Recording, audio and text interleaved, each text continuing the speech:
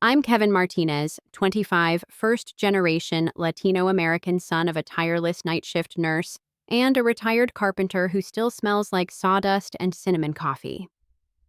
If you pulled up next to me right now at this red light on Interstate 77, you'd think I was just another remote tech bro punching code for a fintech startup ball cap low hoodie up beat up Civic stuffed with takeout cartons.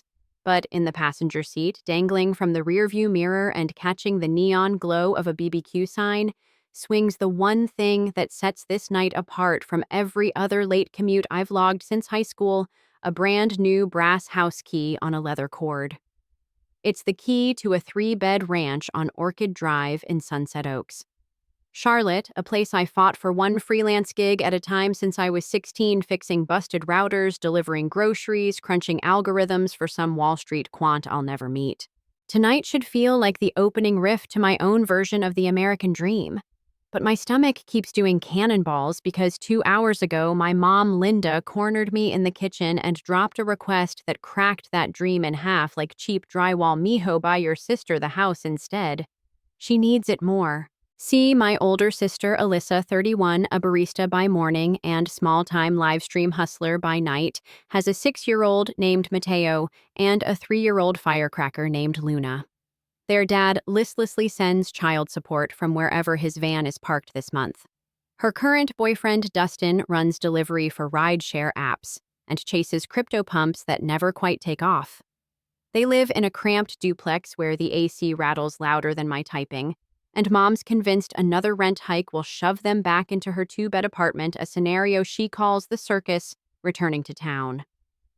Dad Miguel just mutters under his breath and redraws cabinet designs he can't sell anymore, but I know he's rooting for me to step out on my own. Mom, though, sees my down payment as the family safety net: buy big, rent it cheap, to Alyssa, keep everyone under one moral roof. She said it while sliding a pan of arroz con pollo onto the stove like she's always done, except this time her request felt less like dinner conversation and more like a summons. I tried logic first. Mom, I worked 7 years for this. If I move, it frees a bedroom for Alyssa and the kids at your place until she figures things out. It bounced off her like rain on tin. She set the spoon down and gave me that soft, unblinking nurse stare that once made hospital residents shut up in hallways. Kevin family means stepping up when someone falls. You don't understand what a mother feels. She gestured at the walls as if my sister's struggles were scribbled there in invisible ink. I glanced at Dad. He opened his mouth, closed it, then slid a carved wooden keychain across the table toward me. The word Libre scorched into the maple. He'd whittled it in his shop between repair gigs, planning to gift it when I finally closed. The symbol burned in my palm, my independence, our shared promise. But Mom's eyes said the price of that freedom might be my mother's peace of mind. Hours later, I'm still rehearsing counter-arguments when my phone buzzes with a text from Jordan Lee, college buddy turned real estate agent who's been shepherding me through the jungle of first-time buyer paperwork. Congrats, man. Final walkthrough tomorrow at 8. Bring that earnest money receipt and your lucky key. Title company's already smiling.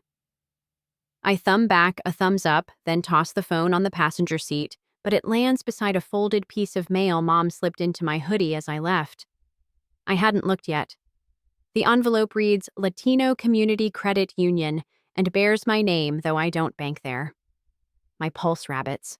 Traffic crawls. I rip it open at a stop sign. Inside is a pre-approval letter for a home equity cash-out refi, something you only need if you already own a home. Except the property address listed is my future house on Orchid Drive, and the requested loan amount is 92% of the sale price. Somebody applied in my name before I've even closed. A chill slicks my palms. The key swings harder, clinking the windshield like it's cluing me in. I remember Dustin bragging last Thanksgiving between mouthfuls of pumpkin pie about arbitraging cheap capital once you leverage someone else's good credit. I thought it was a harmless crypto buzz phrase at the time.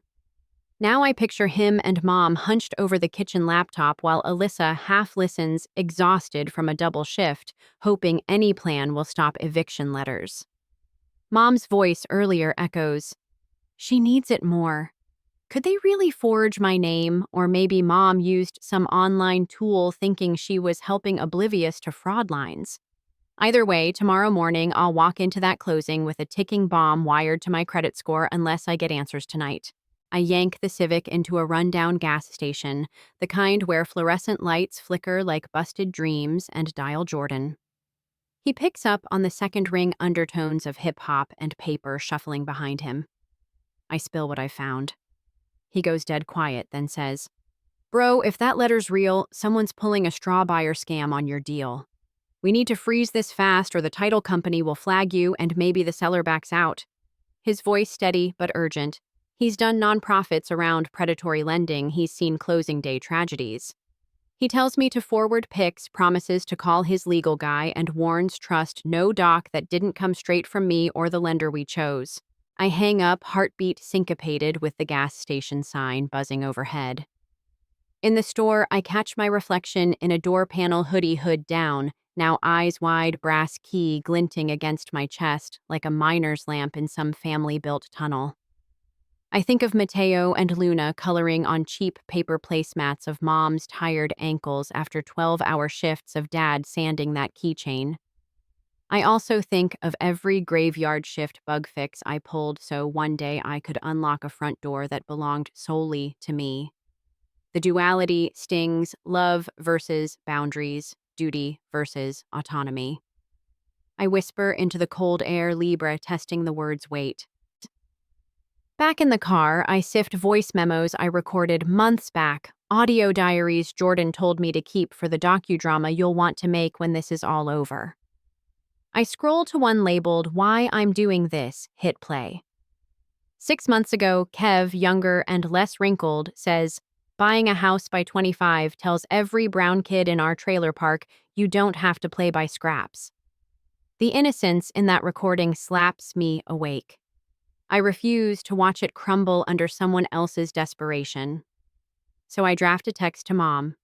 "We need to talk tonight, all of us, Alyssa, Dustin, you and Dad. Something's wrong and I'm not signing anything until it's clear." My thumb hovers. Sending means war, not sending means ignorance. I hit send. 3 gray dots appear, vanish. Response pending. When I pull onto our apartment's cracked lot, the living room light is still on. Through the blinds, I glimpse Mom pacing with her phone voices overlapping hers, Alyssa's, maybe Dustin's tenor drifting through speaker mode. I can't decipher words, but the gestures tell a story, hands slicing air, head shaking body, rigid like she's holding a wall from collapsing. Dad's silhouette sits at the table, shoulders hunched over something small. Maybe the wood keychain rotating it between calloused fingers, waiting. My chest tightens. The frontier between comfort and confrontation feels about as thin as the glass door I'm about to push open. I kill the engine silence flooding in, thicker than July humidity. The brass key knocks against the steering column, metal on metal, sharp, decisive. I wrap it in my fist and picture tomorrow's closing room oak-paneled conference table stack of papers, Jordan on one side, seller on the other, a notary stamping away dreams. In that imagined scene, I place the key in the center, dare anyone to reach for it without my say. But first, tonight's kitchen showdown awaits. One thought steadies me like a leveled-off plank. Whatever lie has been brewing ends before sunrise. I step out, door thudding, gravel crunching. Above the skyline throbs faint orange where uptown's towers glow. Somewhere buses hiss, city lights shimmer, the world charges rent for courage. I take a breath loaded with diesel, honeysuckle, and destiny's aftertaste, stride toward apartment B, and grip the knob. On the other side, 3 people I love might be plotting my financial hijack, or maybe just grasping for air in a system designed to drown us all. Either way, I'm done floating. I twist push. The door creaks, 6 eyes swing toward me, and an envelope identical to mine sits open on the table between a pot of arroz con pollo and Dad's wooden keychain. As the smell of cumin and betrayal fills my lungs, Mom opens her mouth. "Kevin," I can explain. And that's where everything really starts to spin. The second the words "Kevin, I can explain" cut through the thick cumin-scented air, something in me snapped like that brass key scraping against my palm had finally unlocked the ugliest truth. I stepped forward, heart firing off rounds in my chest, and caught Mom's eyes, those tired, anxious brown eyes that once soothed every scraped knee and broken dream. Explain what, Mom? That you think it's fine to forge my name, that you'd risk everything I've built so far. My voice came out louder than I intended, echoing off the linoleum counters and rattling the framed family photos on the wall. Alyssa flinched.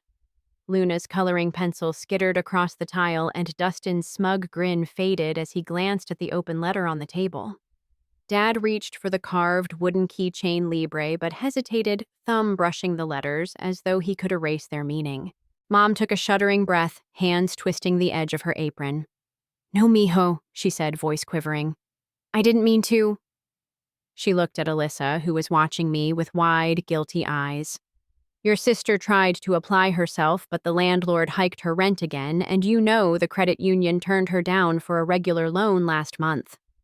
I thought if I just switched the name, the system would help us instead of hurt us." Her words tumbled out, each one soaked in desperation and a mother's fear. But desperation isn't an excuse for fraud, and fear doesn't absolve broken promises.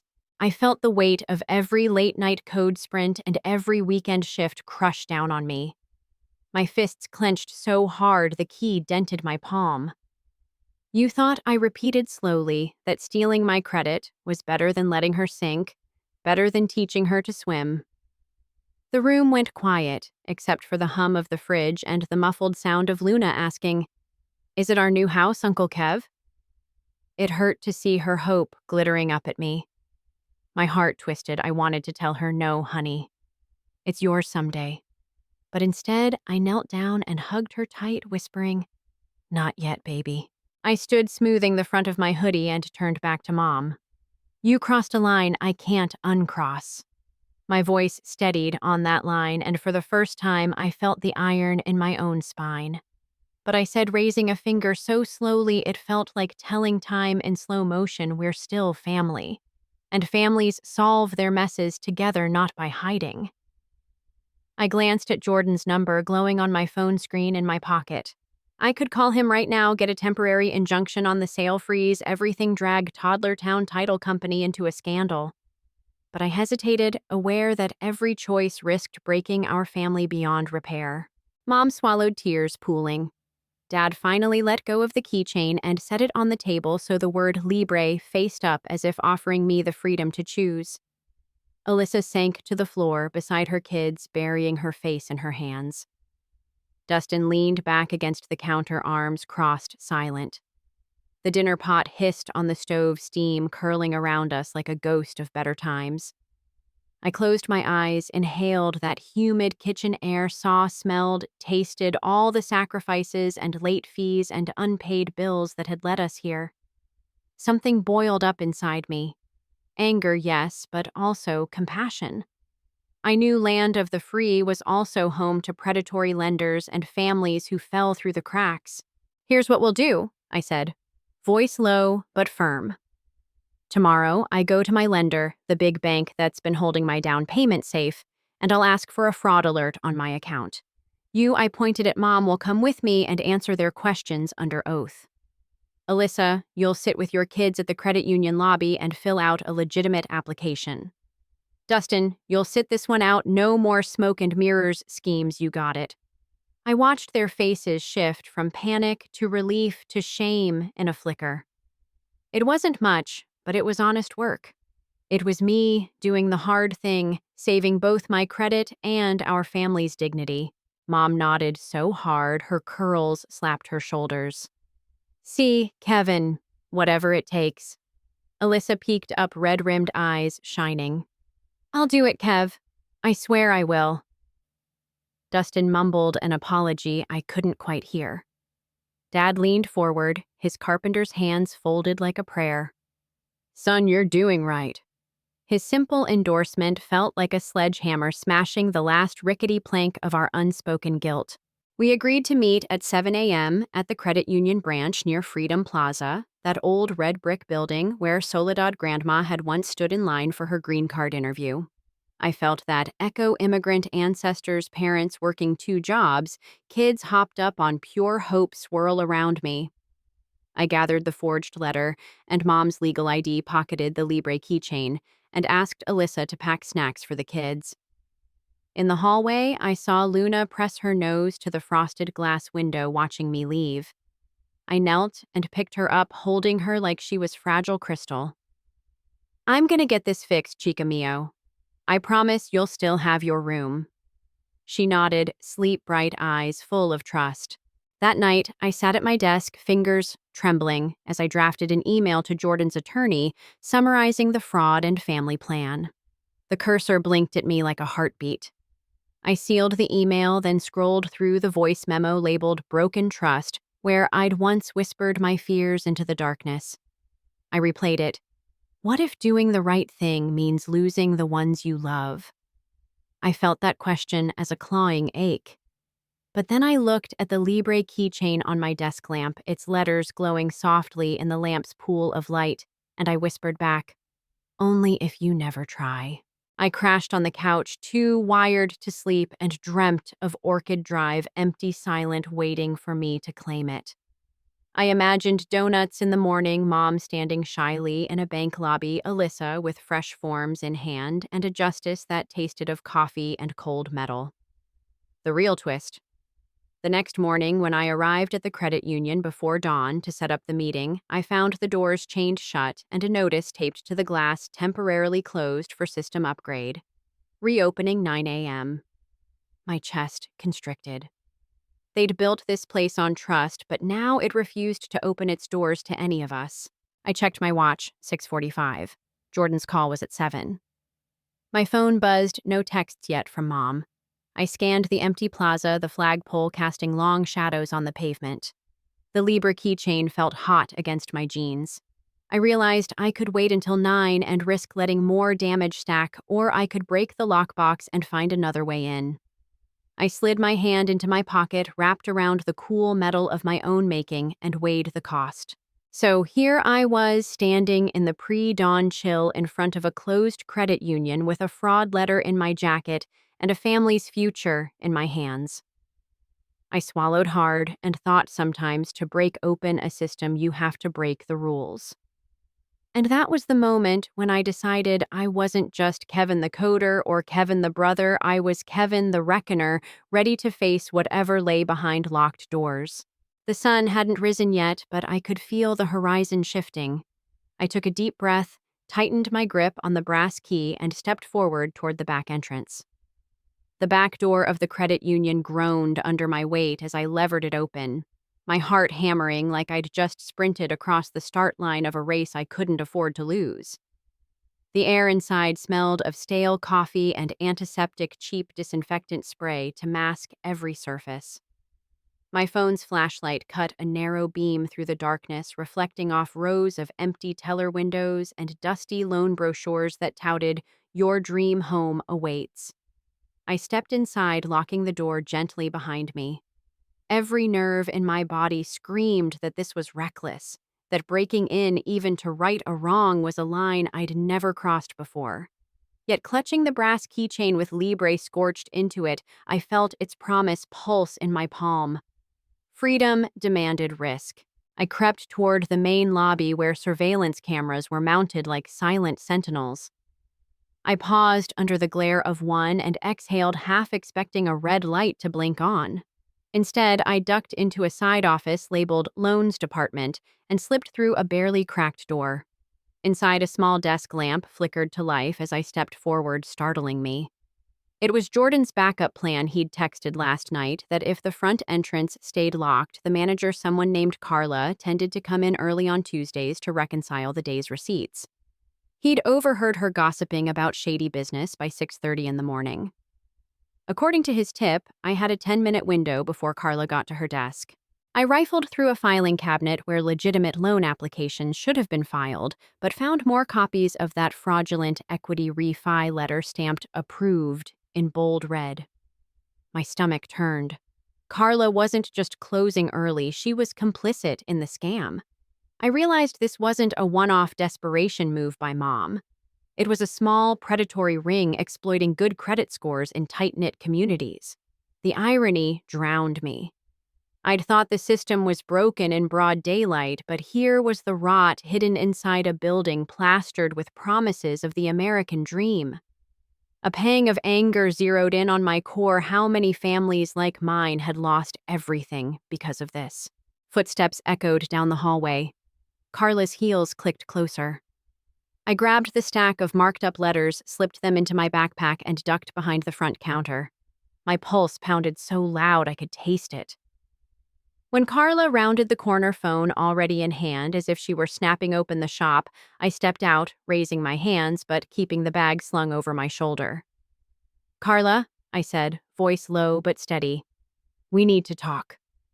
Her eyes widened, the light glare off her glasses turning her expression into something akin to fear. She scanned the room as if searching for hidden cameras.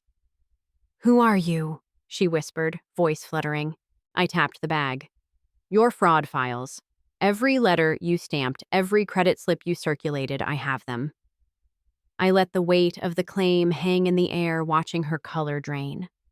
Behind her, the glass doors rattled as someone jiggled the front door. My 10-minute window was almost gone. "I don't want to destroy you, Carla. I want to stop this before it ruins more families." I unzipped the bag and handed her one letter, the home equity cash out refi with Orchid Drive typed in block letters. "Look at whose name is on this, whose credit you're stealing." She backed away, lips trembling. Then her shoulders slumped as if she'd been punched. "They threatened me," she stammered, voice thick. "They said if I didn't sign off, they'd expose me for embezzling petty cash." I considered pressing her for names, but a siren wailed in the distance. Carla grabbed her purse, knocked over a stack of brochures, and fled toward the back exit. I hesitated. Should I chase her for answers or get out with the evidence? My decision came on a single breath: better to control what I had than risk losing it all. I sprinted to the front door, backpack bouncing, and slipped outside just as a patrol cruiser rolled past. The street lamps flickered weakly, bathing the empty plaza in a sickly glow. I dug my hand into my pocket, felt the reassuring weight of the Libre keychain against my fingers, and grinned grimly. By the time I reached my Civic, adrenaline had drained into exhaustion. I tossed the backpack onto the passenger seat and collapsed behind the wheel, staring at the stolen documents and our wooden keychain lying together on the seat. The brass key I'd carried all this time felt like a torch in the night illumination for secrets long buried. I thought of the kids coloring at the kitchen table, of Mom's trembling voice, of Alyssa's defeated slump. This was more than credit fraud. It was a moral test. I'd crossed a line to defend my future, but now I had evidence to bring down a scheme far bigger than our family crisis. My phone buzzed. "Jordan. They're on to you. Cops just canvassed me. You need to lay low and get to my office. I've got safe copies and a plan to go public." My chest tightened. I could head straight to Jordan's, or I could confront Mom and Alyssa now that I had proof.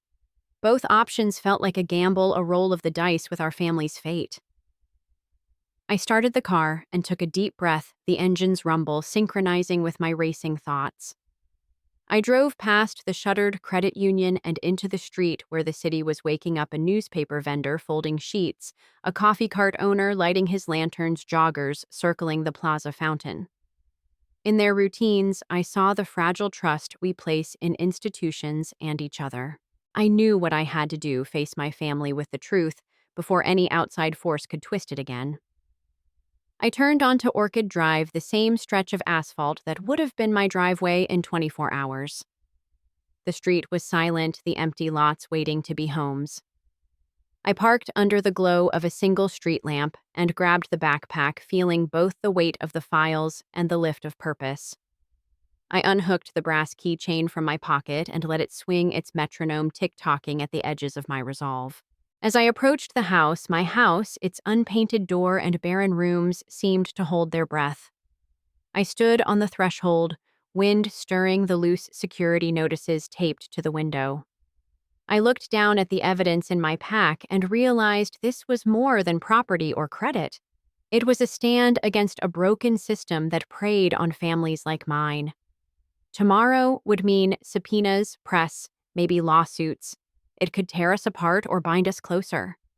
I pressed my palm against the cold doorframe, letting the memory of every late-night code sprint and every sacrifice flash through me. Then I heard the soft click of a lock behind me, Mom. She stood 50 feet away, silhouetted by the rising sun. Her eyes were red, but when they met mine, I saw something fierce, guilt, fear, but also pride. "Kevin," she called softly. I squared my shoulders, lifted the brass keychain high, and said, "I found the truth, Mom. Now let's decide what we're going to do with it." And in that moment, the promise of Libre hung between us like a question: were we ready to claim it together? Or would our freedom cost us everything we loved? The morning light was barely more than a promise. When Mom and I pulled up in front of Jordan's office, a sleek glass and steel building that seemed to laugh at predatory lenders with its motto, "Integrity in every transaction," etched across the entrance. Mom's knuckles were white on the steering wheel. I could feel her fear mingled with resolve. I glanced sideways at her, caught her in the mirror, and offered a small nod. "We do this together," I said, voice low. She managed a shaky breath and nodded back. We walked in the brass keychain swinging from my pocket, its weight a reminder of what we were fighting for, not just a house, but the right to claim our own story. In the lobby, under recessed lighting that smelled faintly of lemon polish, Jordan appeared with his easy grin and a sheaf of papers in hand. His eyes flicked from Mom to me and settled on that leather cord of keys. "Ready?" he asked, voice neutral but kind. I swallowed and answered, as ready as I'll ever be. In Jordan's office walls lined with degrees and city maps, his attorney Marisol was already waiting. She stood, extended her hand to Mom, first Ms. Martinez, and then to me. Her handshake felt like a pact. We sat around a polished oak table. I laid out the fraudulent loan letters, the forged signatures splashed in red approved stamps, and the tattered mailing envelope marked with my name. Mom watched as Marisol adjusted her glasses and read through the files. In that moment, I felt the full force of our decision. We could anonymously file a complaint and hope the credit union swallowed it, or we could go public, invite local news, name Carla, name the branch name, the loan officers who turned blind eyes. Going public risked spooking the seller and jeopardizing my home purchase. Staying quiet risked letting a scam eat away at more families. I met Mom's eyes, her brown gaze wet with guilt and fierce maternal pride, and knew which path we'd choose. "I want this out in the open," I said, voice steady even as my heart hammered. "If they won't open their doors to justice, we'll knock them down with truth." Marisol nodded, tapping her pen. She outlined the steps: file a lawsuit for identity theft and fraud, serve Carla, and any accomplices file a complaint with the State Banking Commission, and prepare a press release for the local news outlets WSOC TV9, the Charlotte Observer, even the Spanish-language station Telemundo, so our story would reach every corner of the community we came from. Mom's voice trembled as she asked, "What about Kevin's house? If we do this, they might try to freeze the sale." Jordan shrugged. "That's a risk, but you're planting a flag. You say loud enough, someone has to pay attention. Better a temporary delay than a lifetime of stolen credit and broken promises." I leaned forward, feeling the weight of the brass key at my chest. It wasn't just a key to a front door. It was a grenade with the pin pulled powerful and dangerous. We signed the retainer agreement, discussed media strategy, and left with Marisol's promise to file the suit by day's end. Outside, the sun had climbed a little higher. Jordan loaded me into his car for a quick debrief. He drove us through uptown traffic, pointing out the sites where similar fraud rings had been broken. Each sign he named Familias Unidas Credit Union Scandal East Charlotte Equity Scam felt like a red mark on the city's map, reminders that this wasn't just our fight, it was a systemic war. I turned to Mom in the back seat. "You okay?" I asked softly. She met my gaze in the rear view. "I'm proud of you," she said, voice cracking. "And I'm sorry." I squeezed her hand. "This was never your burden to carry alone. We carry it together." That afternoon, Alyssa showed up at my apartment unannounced with a cardboard box of the kids' art projects, watercolor suns, glittered rainbows, tiny paper houses. She set it on the floor and burst into tears. "I saw the papers you took," she sobbed. "I'm so sorry I let Dustin talk me into this. I never wanted you to go through hell for me." I sat beside her on the couch, my hoodie sleeves pulled over sweaty palms, and let her cry. Luna and Mateo darted in, clinging to her legs, asking who was in trouble. Alyssa gathered them into her lap, wiping tears, and looked up at me with exhausted eyes. "I want to do it right," she whispered. "I'll fill out the legitimate loan, I promise. I'll get my credit straight. But I can't lose you, Kev." I pulled my brass keychain out and held it up so the morning light caught its gleam. "This key opens more than a door," I told her. "It opens a choice to hold on to family or let us slip through our own hands. We're choosing family." She nodded, touching the key gently. That night, I sat at my desk again, drafting the statement for the press release. I wrote about the predatory scheme, the need for community awareness, and the power of one family refusing to be silent. I slipped in a line that felt true. In America, credit can be weaponized, but truth is the only shield. As I typed, my phone lit up with a text from an unknown number. "Stop this, or you'll regret it. Carla is just the first." My chest tightened. Threats were new territory. I forwarded the message to Marisol, who texted back, "Preserve it. We'll add it to the evidence." I stared at my computer screen.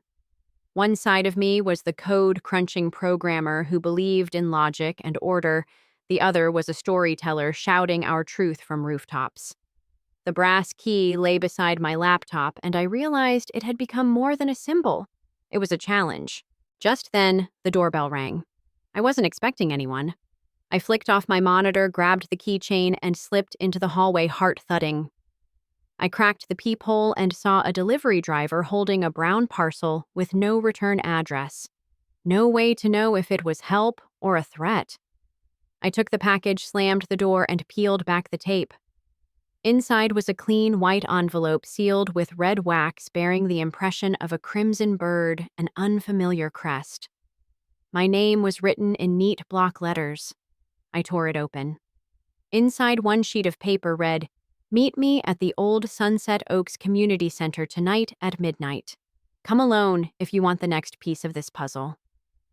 My hands shook as I read and reread the note. The brass key felt suddenly too small, too simple for what lay ahead. I slipped it around my neck chest, tightening with a mix of dread and determination. I texted Jordan midnight. "Community center. Alone." His reply was almost immediate. "Be careful. No one goes alone." But I knew the risk of bringing backup exposure. Some crossroads demand solitary steps. I gazed at the key, imagined its leather cord scraping at my collarbone, and thought of all the promises it represented: freedom, family, justice. The night stretched before me like an open road, inviting me to choose my own reckoning. I left the envelope on my desk, packed a small bag with my phone, pepper spray, and the brass key, and stepped out into the cool evening air as the sun slipped away. The community center's silhouette stood at the far end of Orchid Drive, a gutted relic of neighborhood meetings and potlucks now waiting in the dark. I walked toward it, each step echoing my heartbeat, knowing that at midnight I would meet whoever was pulling the strings, and that truth once spoken can't be silenced. I slipped through the shattered glass doors of the old Sunset Oaks Community Center at exactly midnight, the brass key swinging against my chest like a metronome counting down every heartbeat. Inside, the moonlight poured through broken windows, painting the dusty floor with silver stripes. The place smelled of mold and memories of potluck dinners, bingo nights, community board meetings that once talked about solar panels and neighborhood watches. Now it felt more like a mausoleum for forgotten promises. My pulse throbbed in my ears as I moved between the fallen folding chairs, each step echoing off the concrete walls. I'd left my phone on vibrate in my pocket, pepper spray clipped to my belt, and the stack of evidence loan letters, threat text prints in my backpack. I spotted a silhouette near the front stage, the only part of the room where the ceiling wasn't caved in. A single spotlight, inexplicably still working, flickered over a tall figure wearing a hoodie that swallowed their face in shadows. I froze a dozen feet away, mind racing through possibilities. Could it be Carla seeking to bargain for leniency? Or someone higher up in the predatory chain wanting to bury their tracks? For a moment, I hesitated, the brass key's weight doubling as doubt. Then I straightened, squared my shoulders, and walked forward. "I'm here," I called out, voice steady, despite the adrenaline. "You said you had answers." The figure lifted its head, and I recognized the unmistakable shape of Jordan's glasses, except they gleamed in the darkness in a way that sent my chest tightening. "Jordan." I whispered, relief and confusion twisting together. He peeled back his hood, but it wasn't him. It was someone I didn't know, a woman in her early 40s with dark curls and eyes that seemed to study me through the dim light. She wore a crisp blazer and pull-on sneakers, an odd combination that spoke of someone used to both boardrooms and midnight stakeouts. She folded her arms and nodded. "Good, you came alone." I clenched the brass key until the leather cord creaked. "Who are you?" I asked, voice low. She exhaled slowly and said, "My name's Marisol Reyes. I'm a journalist with Lavage Charlotte. Jordan tipped me off about this ring a few weeks ago, said you were going public. I've been digging deeper than any lawsuit, Kevin. I have proof that this scam goes all the way to some city council members and local credit unions that brag about community service." My head snapped up. City council. You mean people we vote for, people we trust. Her nod felt like a punch to the gut. They've been taking campaign donations from shadow lenders, then quietly letting them operate under the radar in historically marginalized neighborhoods. When families like yours can't get legit loans, these guys step in, a small processing fee here, a forged signature there, until entire homes are lost to foreclosure. I stared at her, absorbing every word. The brass key felt too small for the magnitude of what she was telling me. That's systemic," I muttered. She moved closer, lowering her voice. "Exactly. And your case is just the tip of the iceberg. I was going to expose it myself, but I needed someone inside the ring, someone who'd been targeted." "That's you, Kevin." My mind reeled: lawsuit, press release, council scandal. This was beyond any battle I'd imagined.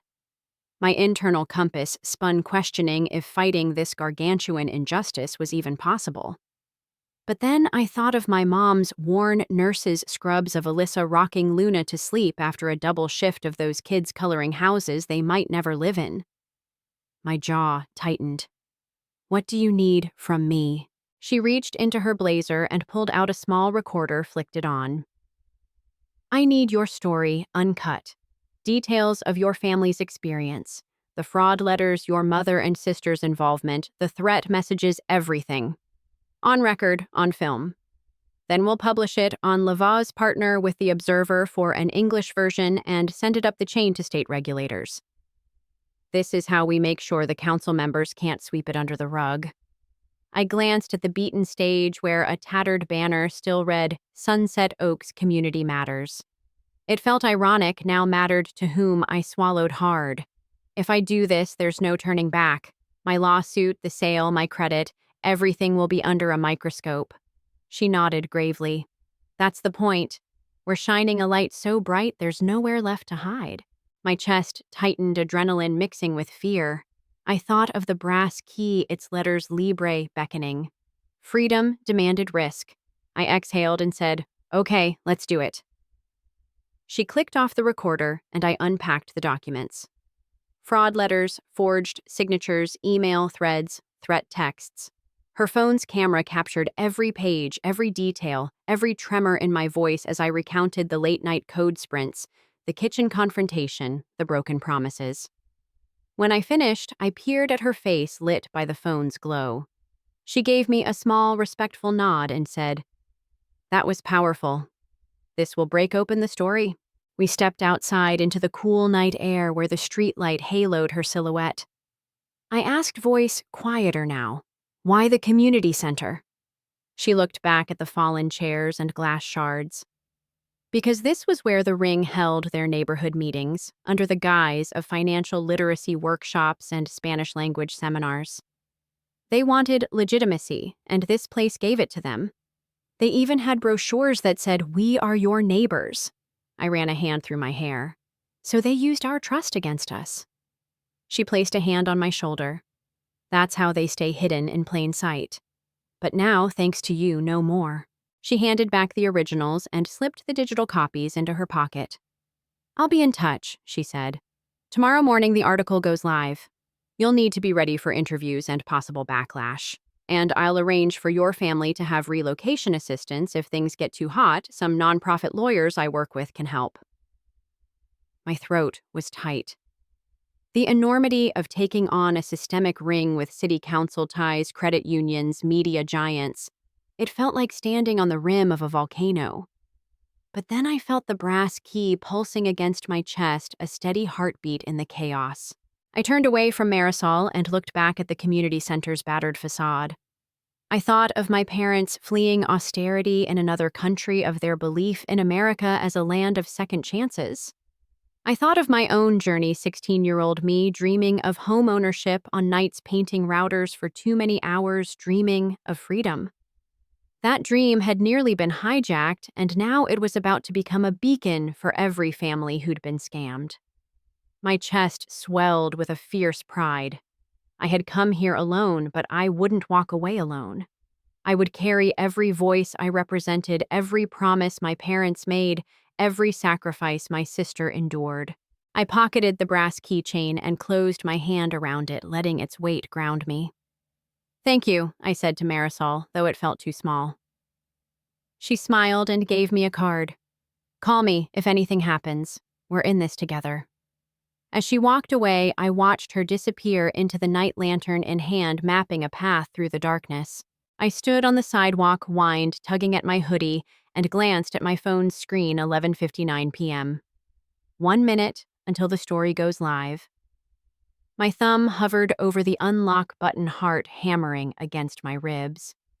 I thought of Mom, of Alyssa, of Luna, and Mateo sleeping 2 miles away, of the brass key I'd fought so hard to earn. Freedom was no longer just a word burned into wood. It was a choice, one I was about to make in front of the world. I took a breath, pocketed my phone, and turned toward the distant glow of downtown Charlotte, where lights twinkled like a million promises. With each step, I felt the tension in my shoulders ease, even as my resolve sharpened. Tomorrow, everything would change. And somewhere between the press's glare and the courtroom's oath, I would find out if Libra was just a dream or the real thing. But for now, I tucked the brass key under my shirt and walked home under a sky that still held more stars than city lights, knowing the dawn would bring both reckoning and redemption. I woke to my phone buzzing before sunrise alerts on the Lavaz story, push notifications from WSOC blowback on social threads, calling the scheme one of the most brazen financial scams in Charlotte history. I lay in bed, the brass key pressing against my chest like an injunction, reminding me the fight wasn't over. I tossed my phone aside, grabbed the keychain from the nightstand, and ran my thumb over the letters. Libre. Freedom, yes. But freedom meant facing every consequence that followed truth. Downstairs, Dad was already at the kitchen table, newspaper open to the front page headline, "Local Family Uncovers Citywide Credit Scam," coffee steaming beside him. He looked up, eyes soft but proud. Mom hovered by the sink, rinsing dishes, her posture straighter than I'd ever seen. Alyssa sat on the floor, Luna in her lap, Mateo leaning against her shoulder. They'd read the articles, seen their names in print, but in that early light, not a scandal, but a story of resilience. I poured myself a cup of coffee, bitter enough to match my nerves, then slid into the chair across from Dad. The lawsuit had been filed the day before identity theft, fraud, racketeering charges against Carla and her co-conspirators, plus a subpoena for the city council members who'd taken hush money. Marisol's exposé had forced the banking commission to open an inquiry. By noon, county investigators were already knocking on that branch's door. But closing day loomed. The seller, a widow desperate to move on, had the right to back out if the title company froze the sale. Jordan had warned it was a 50-50 gamble. As I sipped the coffee, I realized this house, Orchid Drive, had become more than bricks and mortar. It was the battleground for every lesson I'd ever learned about trust, family, and the price of justice. Mom slid the tabloid over so I could read her scrawled note. "Be careful, mijo. We need this home." I folded it, traced the words with a fingertip. "We need more than a home," I said. "We need a future where nobody can steal our dreams." Alyssa looked up, eyes bright. "Then let's finish this," she said, voice quiet but firm. I smiled, a flash of my old hope returning. "All right, it's time for the seller's walkthrough, and the title company better show up with a clear title, because I'm not letting this house slip through our fingers." We piled into the Civic, Mom at the wheel, Dad navigating Alyssa in the back with the kids giggling over stickers, and headed to Orchid Drive. As we turned onto the street, the early morning light hit the mailboxes lined up at the curb, each one stamped with the same floral motif, ours still unpainted, waiting. I remembered my suggestion, an old postal stamp-style emblem featuring a hummingbird, a symbol of persistence in flight. I reached out the window and touched our metal box. Later, I'd paint that bird across the front. For now, I knocked on the seller's door, a simple ranch with a for sale sign out front. The widow, Mrs. Caldwell, greeted us in a linen dress, her silver hair caught in the draft. She'd read the story, 2 tears in her eyes, as she said, "I'm proud of you, Kevin. This house deserves honest owners." That apology and her tearful nod felt like the first true welcome I'd received. Inside the title company rep, an earnest man with a tidy desk set up in the living room shuffled through paperwork. I laid out the court documents, the lawsuit complaint, a copy of the exposé clipped from my phone. His jaw tightened. He called his office, whispering urgently. One by one, he stamped my paperwork clear to close. The stamped brass seals seemed to echo in the quiet room. Then he slid the keys across the counter, new with a dealer's tag. I picked them up, laid my brass Libre key beside them. The 2 keys gleamed under the chandelier's glow, one old, one new, one hard-earned, one official. I realized both unlocked the same door, but only one carried our entire story. I signed the final page. Mom's hand steady on my shoulder. Dad beaming beside me. Alyssa kissed the kids on the forehead, her tears quiet as the hush that fell over the room. As I pushed open the front door, our door, a breeze fluttered in, carrying the scent of honeysuckle from the neighbor's yard. The new keys jingled in my hand, but the brass one felt warmer, as if insisting I choose which lock to open first. I slipped my fingers through our key ring, then looped the brass onto the front porch railing. The hummingbird mailbox gleamed where I had already affixed its decal, perched like it was about to take flight. We walked through the empty house together. Dad flicked a light switch. Mom tested the windows. Alyssa and the kids chased after dust motes in the sunlight. Each room echoed with possibility. Mom's small herb garden by the kitchen sink, a corner for Dad's woodworking bench, Luna's laughter bouncing off the walls as she twirled in what would be her bedroom. I paused at the living room window, hand resting on the sill. I thought of Carla's files, of the city council's hush money, of how easily that dream had almost been stolen. But here we stood together, unbroken. I patted the brass key against my chest one last time. It had guided me through darkness. Now it could rest. Before we left, I knelt in front of the mailbox, placed the brass key into an envelope, and taped it inside an heirloom of our ordeal to be opened only when our grandchildren learned what real freedom meant. I addressed it to future Martinez and tucked it into the slot. The hummingbird decal shimmered as the mail slot caught the light. Mom and Dad watched, faces soft with relief. Alyssa bent down to hug me, whispered, "You did it." We drove away as the sun climbed our Civic's tires, humming on the asphalt. In the rear view, I caught sight of Orchid Drive, waking up joggers, waving a neighbor, opening her garage, the community center's rebuilt facade in the distance, its new sign reading Sunset Oaks Heritage Hall. Progress, I thought. Justice. But also a reminder nothing stays perfect for long. I turned on the radio to a Spanish-language news segment interviewing Marisol Reyes, her voice crackling with pride as she announced indictments and a city council hearing next week. My phone buzzed with a calendar alert: council hearing, Tuesday, 10 a.m. I glanced at my family, Mom humming along to the music, Dad nodding off with a newspaper draped over his lap, Alyssa tickling Luna, who had fallen asleep, Mateo leaning against her with exhaustion and wonder. I felt their trust settle on my shoulders like a mantle. I reached inside my hoodie and touched the empty spot where the brass key once was, felt the faint outline of Libre. My heart swelled with something fierce and tender, protector, liberator, dream keeper. I realized the real story wasn't just about a house or a scam. It was about who we chose to become when everything we held dear was on the line. As we crossed the plaza fountain of our neighborhood, the water glimmered in the morning light, like a promise. I pressed the unlock button on my key fob, the car's locks clicking open like a choir of small victories. The future waited, uncertain, but ours to shape. And somewhere between that hummingbird on the mailbox and the council chambers where justice would be decided, I understood freedom isn't a gift, it's a fight you keep fighting. The drive home was quiet, each of us lost in our own thoughts. But when Mom reached over and squeezed my hand, I knew we would face whatever came next together. Because in the end, the brass key had unlocked more than a door. It had unlocked our capacity to stand tall in truth, to weave our own destiny. The real journey was just beginning.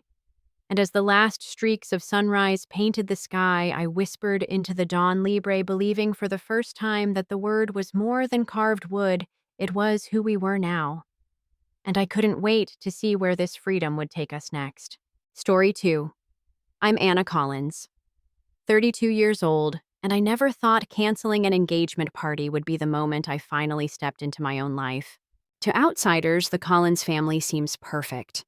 My parents, Diane and Robert, are the quintessential suburban couple, wine tastings, holiday cards with perfectly coordinated outfits, lavish parties at their picturesque home. And my younger sister, Emily. She's the sun around which they all revolve. I, on the other hand, have spent most of my life on the sidelines. The quiet one, the helpful one, the daughter who remembers napkins while everyone else raises champagne flutes. My childhood memories are a blur of applause, just not for me. When Emily pirouetted in her tutu, I was the one fetching juice boxes. When she won spelling bees, I was wiping down the kitchen counters. I can't even remember when it began to hurt. It was just normal. And yet, despite a lifetime of being unseen, I didn't hesitate when Emily called me 6 months ago with excitement bubbling in her voice. "Anna, you know how Mom and Dad want to host an engagement party? Well, I was hoping you could help with the costs. You're always so organized with money." Organized, maybe. Wealthy. Not exactly. But I was scraping together savings for a down payment on a condo, and Emily, sweet star child Emily, knew that. Still, something inside me whispered, if you do this, maybe they'll finally see you. So, I said yes. I offered to pay for nearly everything. The catering, the rentals, the decor, my credit card felt the burn, but my heart felt warm. It was Emily's big day. Maybe, just maybe, this would be my way back into their hearts. In the weeks that followed, I became the de facto wedding planner. My evenings were spent buried in Pinterest boards and vendor contracts while Emily breezed through bridal fittings and cake tastings. She was too busy being engaged to bother with the details, but I didn't mind. Not yet. Then the phone call came. A casual offhand remark from Mom. "Oh, by the way, honey, we've decided it's better if you just attend as a guest." I froze. "What do you mean?" I asked. "Attend as a guest at what?" "The party," she replied, as if explaining to a child. "You know it's really about Emily and Ryan's families mingling. We wouldn't want you feeling out of place, but thank you for arranging everything, dear." That was the moment something snapped. Not a loud cinematic snap. A quiet, cold click inside me like a deadbolt sliding into place. For a beat, I sat there staring at the phone as if rewinding the conversation would make it sound less surreal.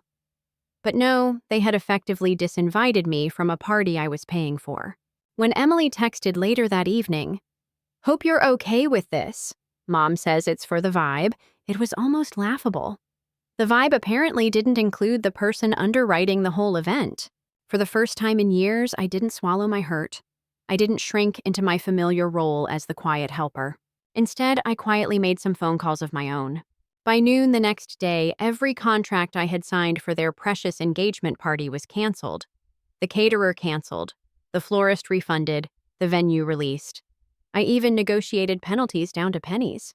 That weekend, I sat at home on the couch with a cup of tea, scrolling idly through Instagram waiting. And sure enough, their panic played out online like a bad soap opera. Emily's desperate posts. "Need an emergency caterer. Help." My mother's increasingly frantic emails that swung between guilt-tripping, "We're so disappointed in you, Anna," and gaslighting, "You misunderstood. We didn't disinvite you. We just suggested you might be more comfortable not coming." I didn't respond to any of them. But this wasn't just about the party. As I sat there in my quiet apartment, something larger dawned on me. This wasn't an isolated betrayal. This was the culmination of years of casual dismissals and backhanded compliments. It was the time I got into a prestigious art program, but they couldn't come to my exhibition because Emily had ballet. It was the Christmas when Emily was gifted a grand piano while I received a cheap stationery set.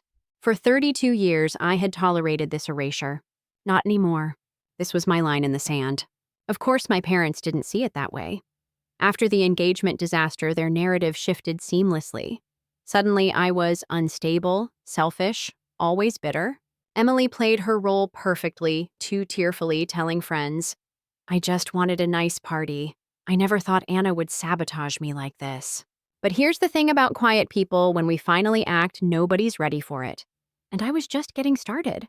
What they didn't know was that I had begun documenting every slight, every careless remark, every instance of financial and emotional exploitation for months long before this party debacle.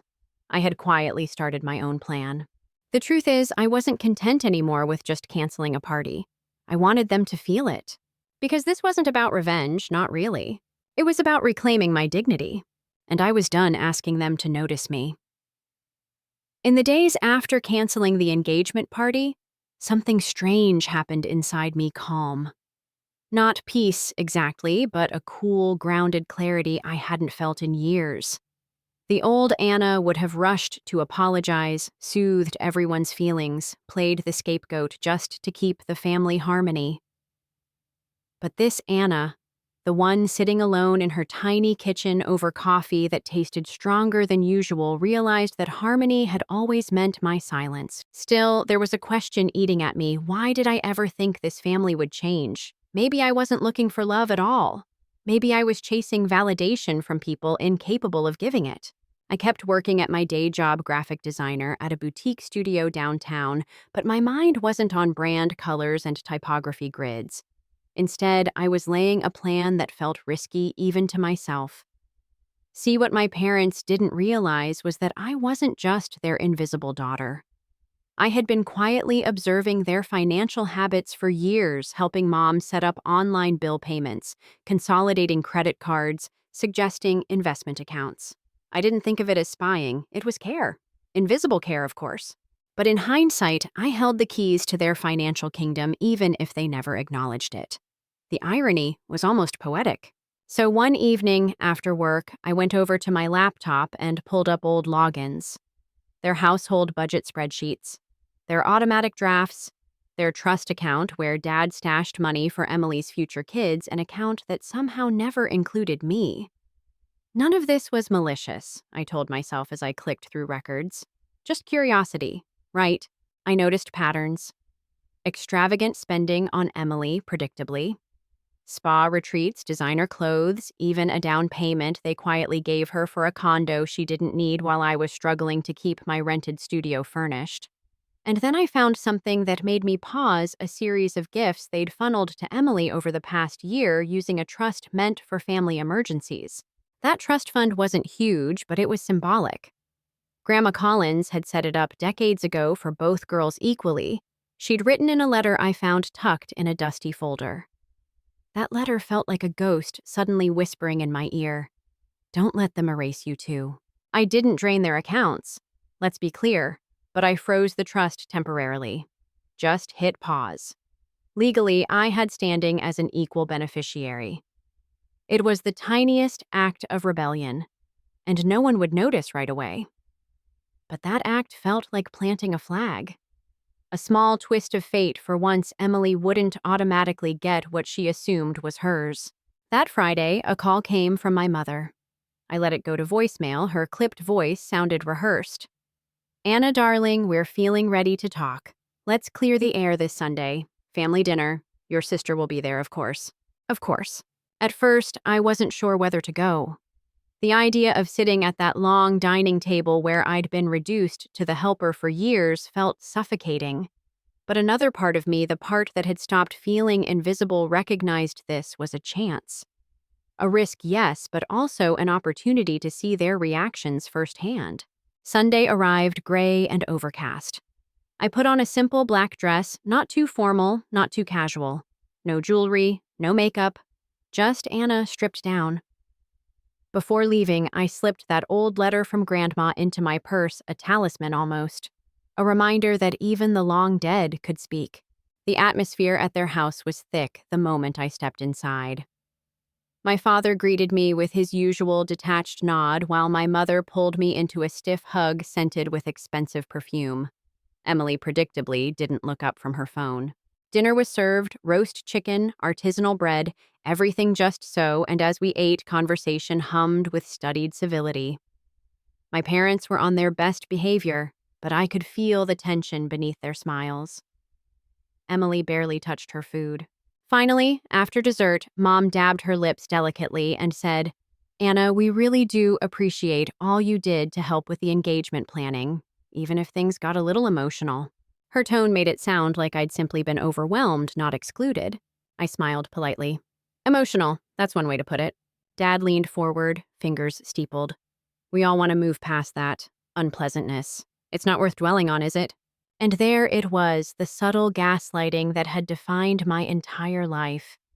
They didn't want resolution. They wanted my compliance, my silence.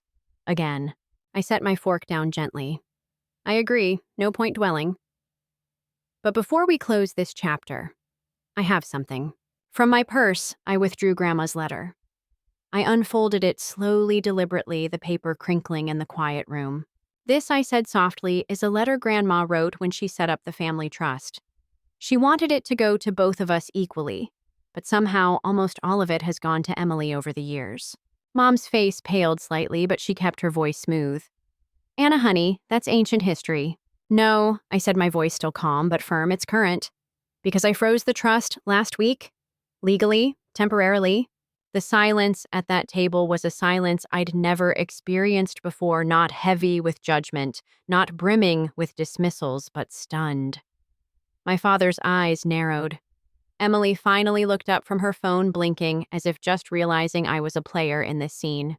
I did it not out of spite. I continued holding their gaze evenly, but because I realized that this pattern has gone on long enough. I'm done being a silent participant in a family that only values me when I'm useful or invisible. It was the clearest I had ever spoken in that house. My words felt like cutting through layers of fog, and for a moment I saw all three of them truly seeing me, not the helper, Not the background sister, but Anna sharp, self-possessed, dangerous in her quiet way. As I rose from the table, I felt light.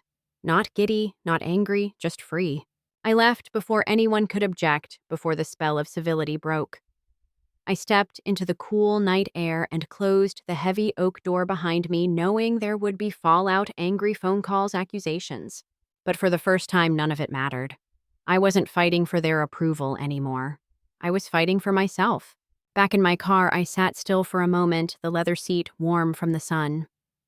Grandma's letter lay folded on the passenger seat, its message clear: this wasn't over. This was just the beginning, and I was ready for whatever came next. The silence that followed my departure from that Sunday dinner didn't last long. By Monday morning, my phone lit up with the inevitable fallout texts from Mom, alternating between guilt-tripping and passive aggression, a few snide messages from Emily. "Honestly, Anna, are you okay? You're acting a little unstable lately." And one clipped voicemail from Dad simply saying, "We need to talk."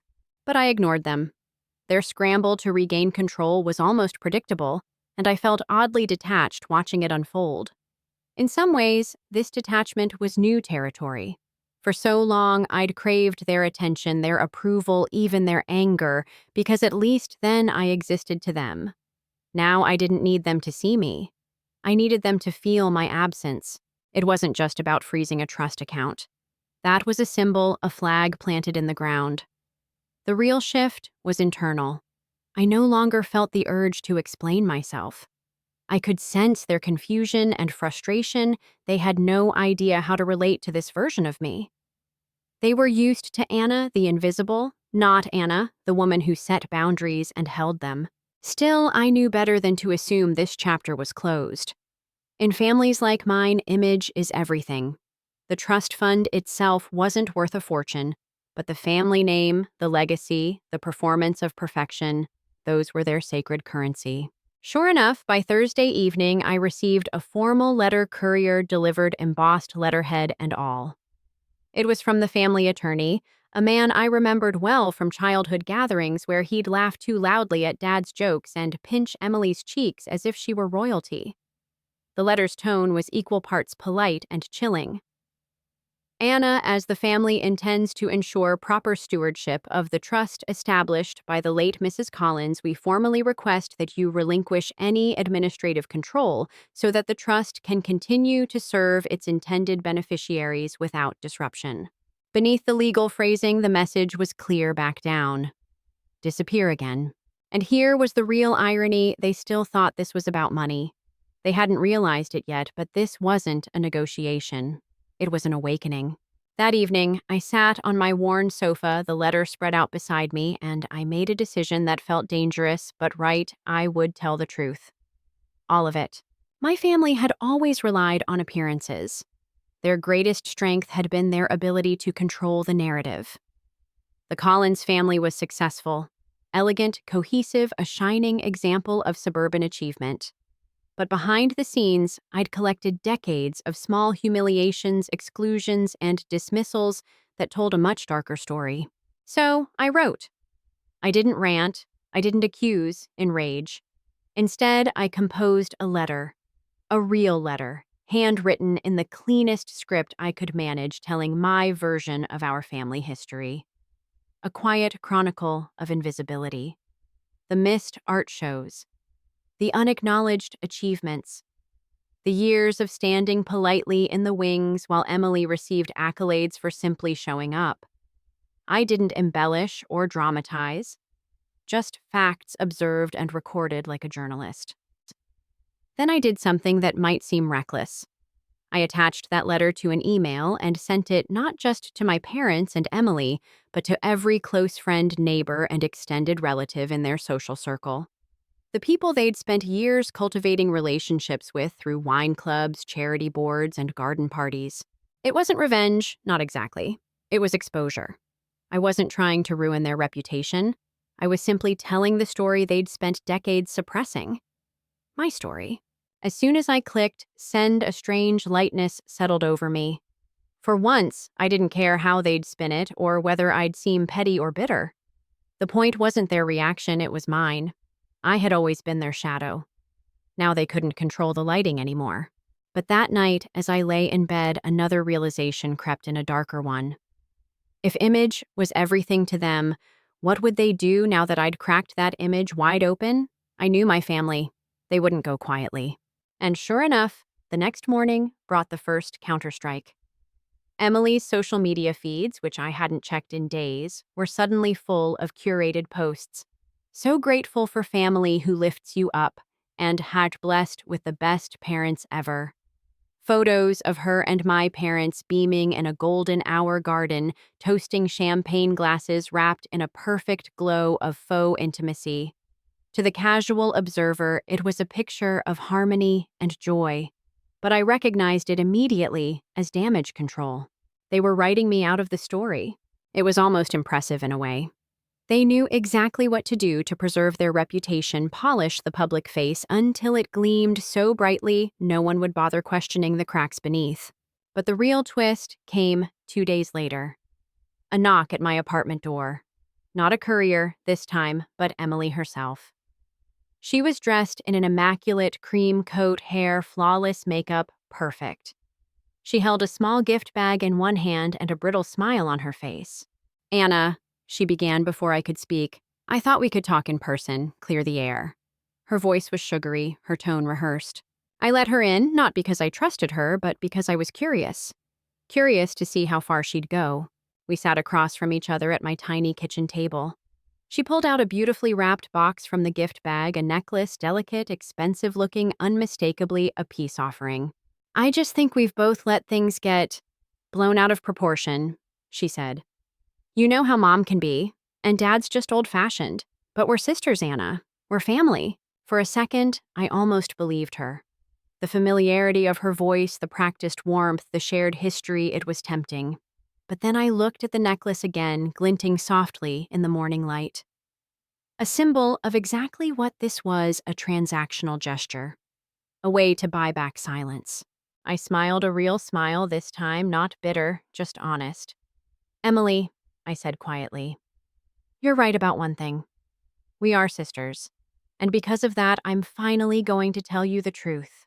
Her eyes narrowed slightly. "What truth?" "The truth that none of this," I gestured at the necklace, the gift bag, the performance she was staging, "means anything unless you're willing to see me as I am. Not the version of me that fits your narrative." And with that, I stood, walked to the door, and held it open. A simple gesture, but final. Emily hesitated, then stood slowly, placing the necklace back into the box, her facade slipping just enough to reveal what I already knew: she didn't understand this new Anna at all. As she stepped out, I gently closed the door behind her, not slamming it, but firm. I leaned against the door for a long moment, breathing deeply. My heart raced, adrenaline humming just under my skin. But more than that, I felt calm. This wasn't an ending. It was another beginning. For the first time, I wasn't defined by their acceptance or rejection. I was free, and the door between us would stay closed.